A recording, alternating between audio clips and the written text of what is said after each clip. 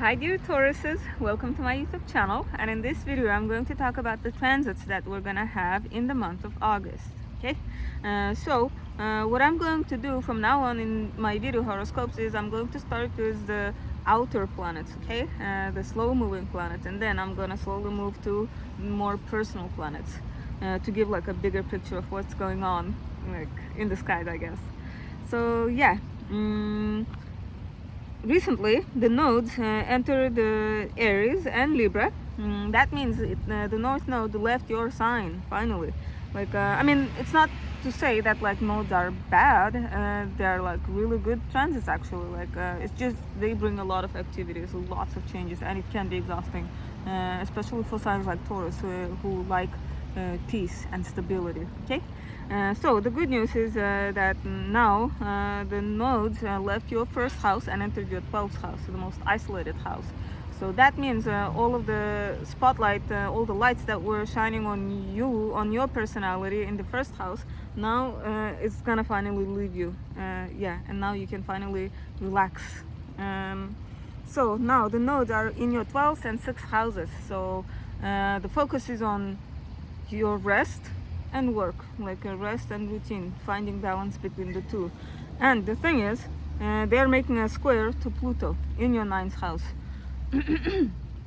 So I don't know, Tauruses, it's like your philosophy, your education, your beliefs, ethics, religious beliefs, what else, travel, dealing with foreigners. Those themes are like maybe like rest, work, foreigners, religion, education. So each Taurus is different, obviously, but I hope you get the idea of what's going on, because those are the key words. So those themes are triggering, and the thing is that Pluto is in the 29th degree of Capricorn. That's a critical degree, so something critical, almost like at the very end, happening in that area of your life. So yeah, you should know that. And now Neptune is retrograding in your 11th house. I mean, Neptune has been in your 11th house for like 12 years now, and will stay in there for a couple more years. So yeah, your relationships with friends have been like more dreamy, unconditional, I guess. Maybe even confusing at times, because Neptune is very nebulous. It's like a fog. Like, how can you see when you're like walking through fog? You rely on your intuition, right? Like feeling like, okay, which way do I go and stuff. So basically that way in your relationship house. Sometimes it can be good, like unconditional support. Pisces is a sign of unconditional love after all. So yeah, next we got Uranus and Jupiter in your sign, in Taurus. Uranus probably has been making Tauruses exhausted. It's been in your sign for how many years now? 4 years? Since early 2019, yeah. Tauruses, stay strong. A couple more years of Uranus surprises, and then you'll finally rest again. But the thing about Jupiter in your sign, it's very good. It happens once every 12 years. So enjoy the blessings that Jupiter is giving you, all the presents. It's like the Santa Claus of the skies after all. Yeah, it's giving you opportunities to expand your horizons, to travel. Okay, if you can travel, please do travel. Yeah. Next, Mars is in your romance house for most of August. Okay, so it's giving you activity, like increased activity in that area. And Venus is retrograde the entire month in August in your 4th house. I'm gonna talk about more about that later. And Mercury is in Virgo, your 5th house, all months. So again, communicating about love matters, like romance, creativity, self-expression. As those of you who have children, the focus is on children. Yeah. And finally, the sun. The sun is shining in your 4th house. So let's begin. On the very first day of August, we have a full moon in Aquarius, okay, on the 9th degree of Aquarius. For Tauruses, this is important because the full moon is happening in your 10th house, and the sun is in your 4th house, and those are like the like the spine of your chart. Okay, the 4th and 10th house. It's like considered the houses of like parents, mother and the father. So, and those are two most important people in our lives, right? Those who gave us life. So yeah, that area is being lit up for you. So work, home, like your status in the society, and your family, your emotions, the place where you feel safe. So yeah, those two areas are lit up. So how can that be interpreted?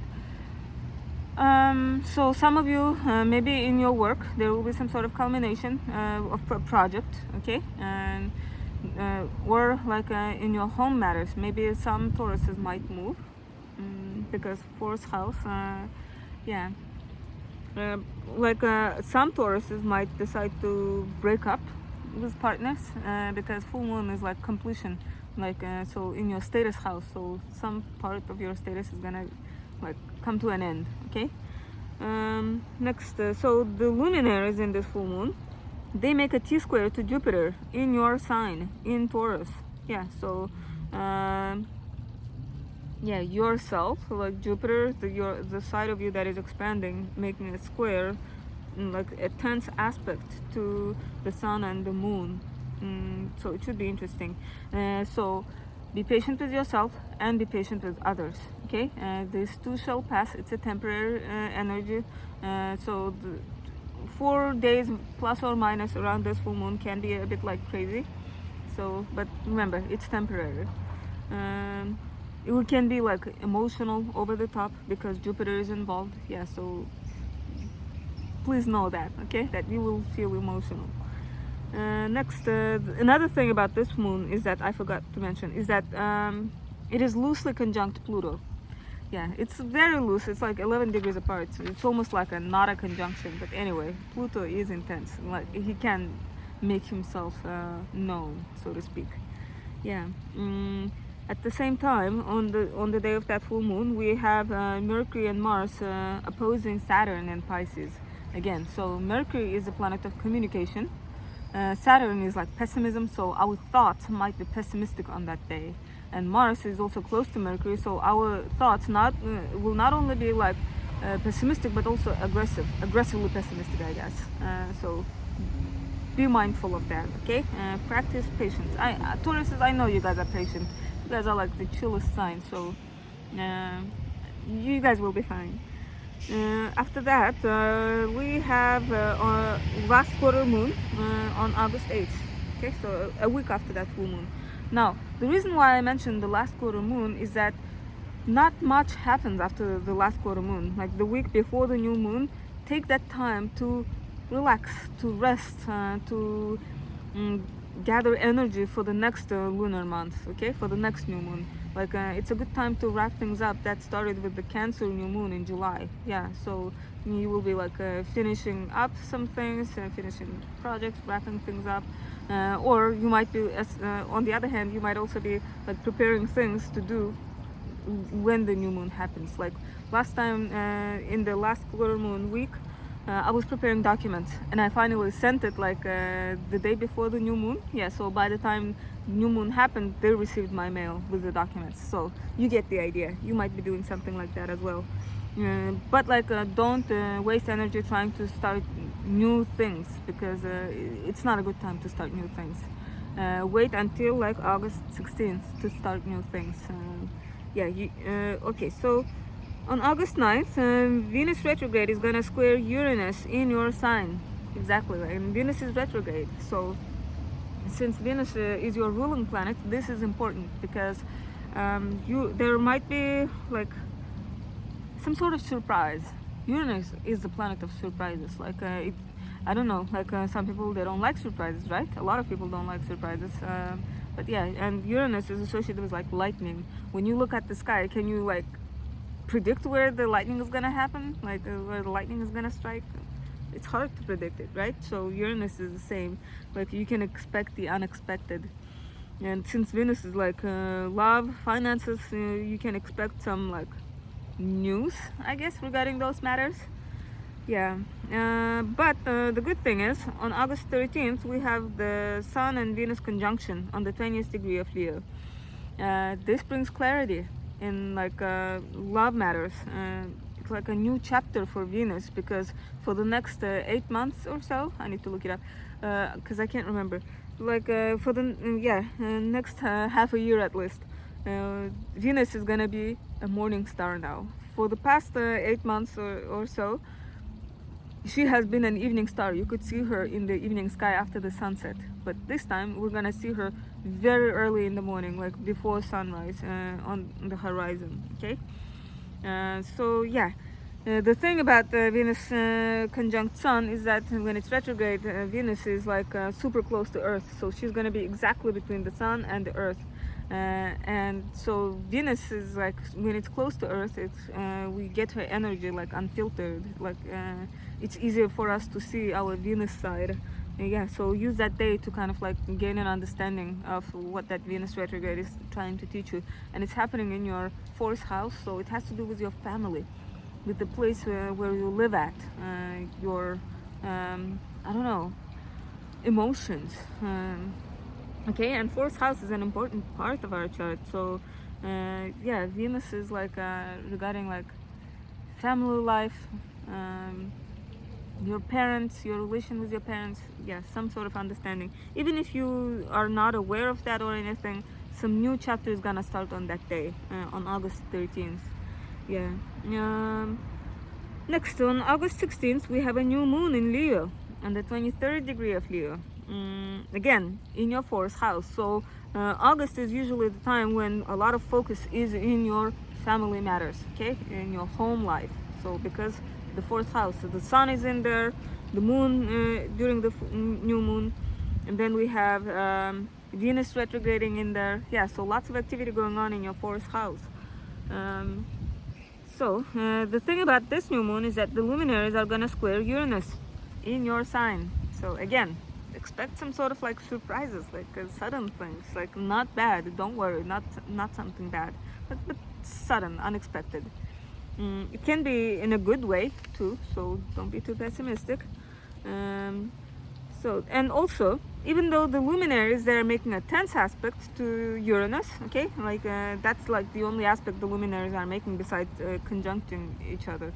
There are no like sextiles or trines and no positive aspects, but that tense square to Uranus. But the other planets, they will be making an interesting aspect on the sky. Like if you look at the aspects, there will be like this kite aspect. And so that kite aspect is interesting because we've got like two sides in opposing signs: Neptune in Pisces, Mercury and Mars in Virgo. They will be like in this conflict. And then we have Uranus and Pluto in Earth signs, in Capricorn and Taurus. And so they will be like mediators for both sides because they are friendly with both signs, like with both Pisces and Virgo. So yeah, they will be like mediators, like trying to resolve the conflict between those two planets. It's a rare aspect, so it should be interesting. I would say this new moon, even though it will bring surprises, still there will be some good things with it too. So after that, on August 21st, we have the exact square between Venus retrograde in Leo and Jupiter in Taurus on the 15th degree. Yeah, so the thing about the Jupiter and Venus is that they are both some benefic planets. They're good planets. They don't bring anything bad usually. And so when they're like in a tense aspect to each other, it's not something bad. It's usually like overdoing things. Like let's say like overspending money, splurging because you felt good. Yeah, that is the energy of like Venus and Jupiter. Or like overestimating our abilities or something like that. Yeah.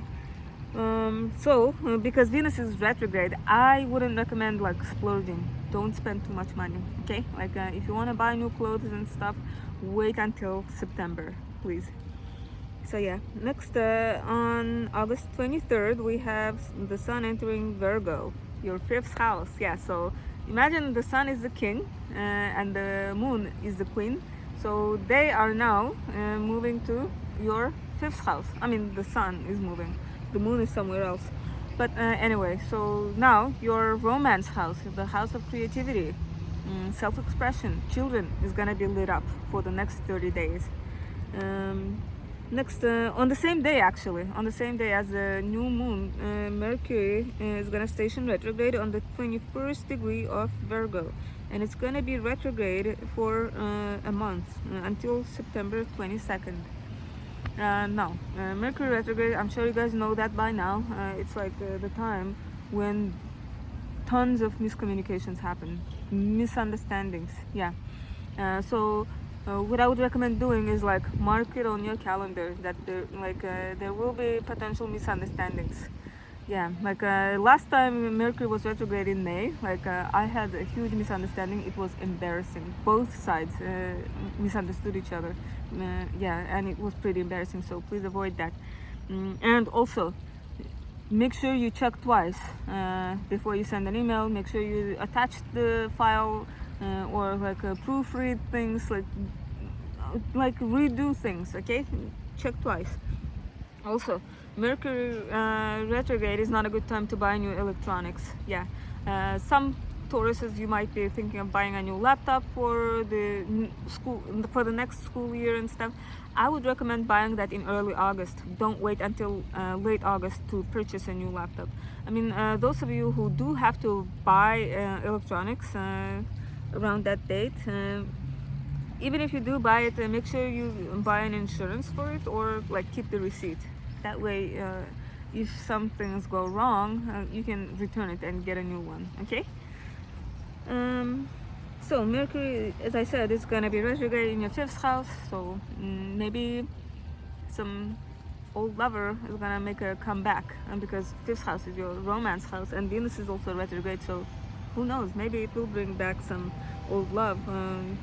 Yeah, I don't mean like you guys are gonna get back together with that old lover. It's just they might be like, oh, I've always had a crush on you, or like, oh, long time no talk, something like that. Yeah. On August 27th, Mars is gonna leave your romance house and it's gonna enter your work house. Yeah. So Mars has been in your romance house for the past 2 months, and now the activity, all the energy is gonna shift to your work house. The thing to be like wary of, like I mean, to keep in mind is that Mars is a planet of aggression after all. So at work, things might be like people might be slightly more competitive, argumentative. Yeah, so keep that in mind. Next, and so Mars is gonna be in your work house until October 12th. Yeah. And next, on August 28th, Uranus stations retrograde until January 27th. Uranus is in your 1st house, obviously, but since Uranus is like an outer planet, we don't feel its retrograde motion that much. Yeah, it's like so Uranus, when it turns retrograde, it's gonna join Venus, Mercury, Uranus itself, and then like what else? And Neptune and Pluto retrograde. 5 or 6 planets. Yeah, it's crazy. It's gonna feel like as if you are moving through mud. Have you ever tried walking like knee deep in mud? Or like, let's imagine like you're in the water, like this deep in water, and you're trying to run underwater. It's exhausting, right? That's how the energy is gonna feel in late August. Yeah, so keep that in mind. Like, don't waste energy trying to start anything new. Even if you do manage to start it, like it's gonna be very slow. Like the progress is gonna be super slow. And if you are thinking of starting a new business, don't. Okay, please wait until September when Venus at least turns direct. Okay, because you don't want a sleepy Venus in your business's DNA. Yeah. Because Venus is money after all, and you want money through your business. So don't start business in August. So yeah, so use the late August energies to like look within. It's like what else? Whoa, 2 squirrels fell. Did you guys hear that? It's crazy. But anyway, on August 30th we have the 2nd full moon of the month. Yeah, I forgot to mention it in the beginning. Like August was special because we have 2 full moons in 1 month. Yeah, so the second full moon is in the very end of August. It's gonna be in Pisces. So again, your romance house, that's where the sun is, and the moon in your friendships house. So those 2 areas, romance and friendships. Yeah, creativity, humanitarianism, those areas are lit up. And this time, the full moon is going to be conjunct Saturn in Pisces, in the early degrees of Pisces. So it is a pretty tight conjunction. And the interesting thing about this energy is that Pisces is a water element. It's very watery. It rules the oceans. And then Saturn, it rules Capricorn. It's a very dry planet. So I feel like we're gonna be emotional, but we won't know how to express it. Yeah, I mean, some of you might cry. Yes, it's easy for some people to cry, but like you won't cry as much as you normally would, I guess. Yeah, because Saturn is control, repressing, like freezing. It rules refrigerators. Yeah, I guess imagine the ring around the Saturn. It's like keeping things inside it.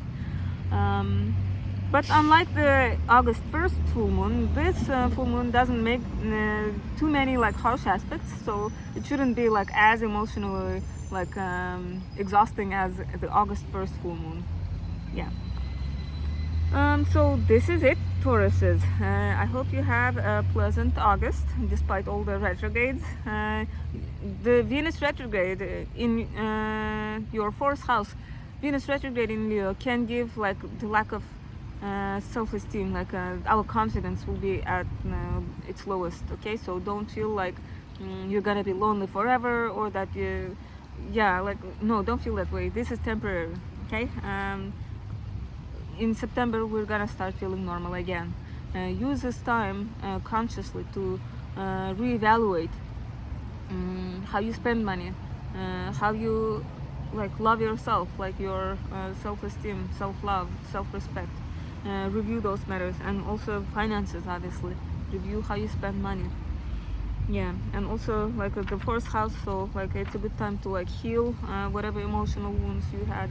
Okay, and so I hope you enjoyed this video, and if you did, please subscribe, and I'll see you in August. Thank you. Bye.